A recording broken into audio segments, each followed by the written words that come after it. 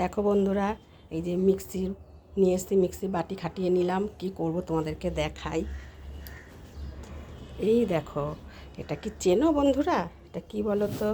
ঘ্যাটকোল পাতা। ঘ্যাটকোল পাতা এখন আমি মিক্সি করব।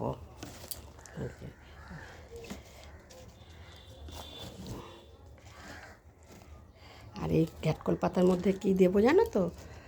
এই দেখো দেখাচ্ছি। এই দেখো, কাঁচা লঙ্কা আর রসুন। এই কাঁচা লঙ্কা রসুন দিয়ে এই ঘ্যাটকোল পাতাটা মিক্সি করব।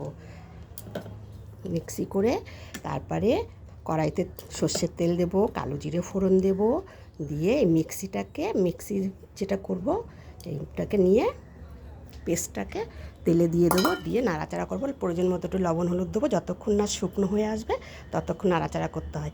এইভাবে ঘ্যাটকোল পাতা বাটা খেতে হয়। তোমরা ঘ্যাটকোল পাতা বাটা খেয়ে দেখো, খুব ভালো লাগবে।